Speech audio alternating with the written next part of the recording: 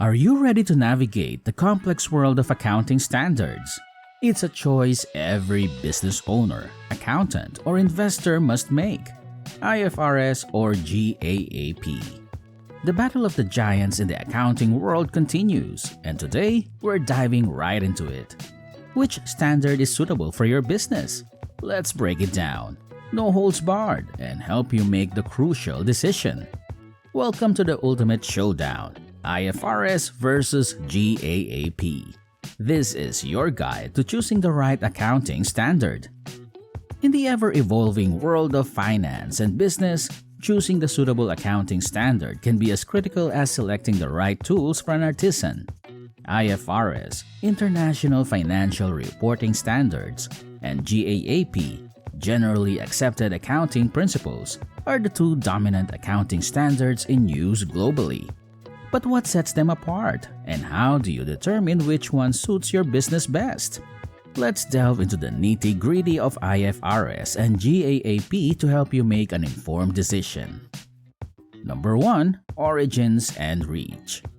To understand the differences, we must start at the very beginning.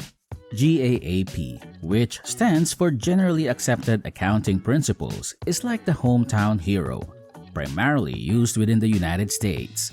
It's deeply ingrained in the American business landscape, akin to the native language of American businesses. On the flip side, we have IFRS, or International Financial Reporting Standards, which is the globetrotter. It's embraced by companies worldwide, making it the lingua franca of international finance. So, if your business is a world traveler or aspires to go global, IFRS might be your passport to financial harmony. Number 2. Principles versus Rules. GAAP is renowned for its rules-based nature. It's like following a meticulously detailed recipe when you're in the kitchen. GAAP outlines specific guidelines and procedures for various transactions, leaving little room for interpretation. In contrast, IFRS is all about principles. It's like handing you a list of ingredients and letting you exercise your culinary creativity in the kitchen. IFRS provides broader principles, offering companies more interpretational freedom. So, if you're lean towards financial storytelling and enjoy the freedom to craft your narrative, IFRS might be the canvas for your artistic financial expression. Number 3. Inventory Valuation. Under GAAP, you might encounter the LIFO, last in, first out, and FIFO, first in, first out methods. Picture this.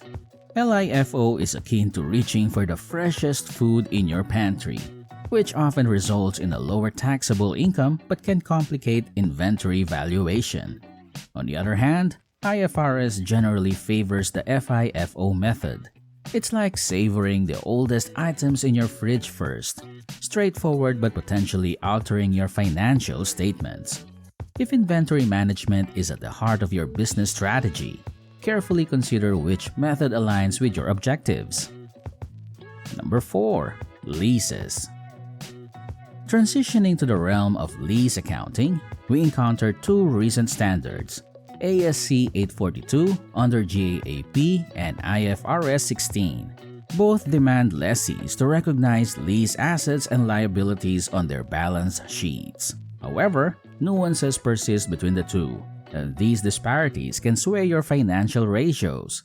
If your business is heavily involved in leasing, delving into these variations becomes vital for sound financial decision-making.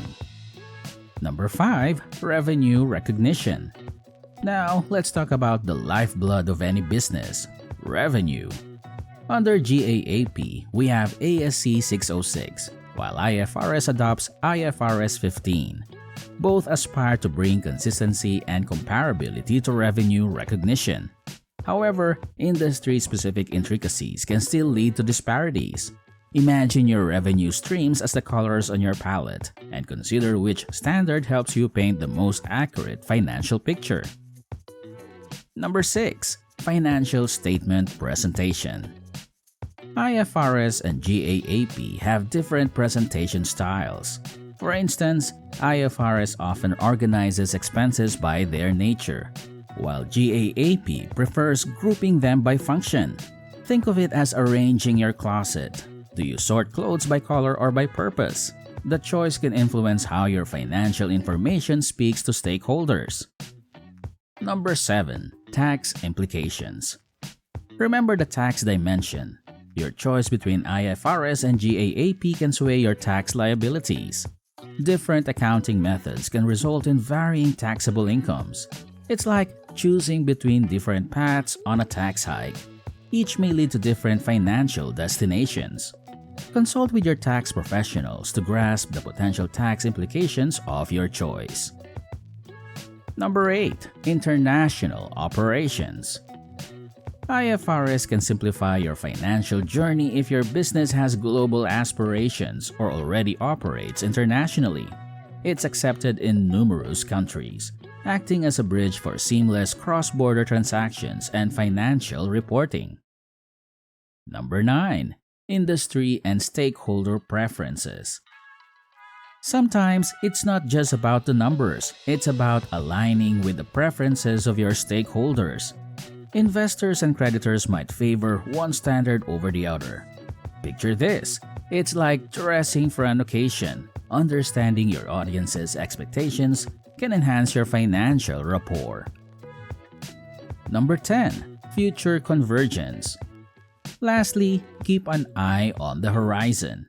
Efforts have been made to bring IFRS and GAAP closer together over the years. While they still have differences, these gaps have narrowed in some areas. Staying informed about the potential future changes and their impact on your business is essential, like anticipating shifts in the financial landscape. The choice between IFRS and GAAP isn't a one-size-fits-all scenario in the grand tapestry of accounting standards. It's a decision that should be tailor-made to fit your business's unique needs, goals, and circumstances. Remember, this choice isn't etched in stone. Businesses can transition between standards, though it's a complex journey that demands thoughtful consideration. So, whether you opt for the structured recipe of GAAP or the creative canvas of IFRS, what matters most is that your financial reporting faithfully mirrors your business's performance and aligns with your strategic vision. Knowledge is your most potent asset in the ever-evolving world of finance and accounting. Equip yourself with a profound understanding of both standards and make an informed choice that propels your business toward success.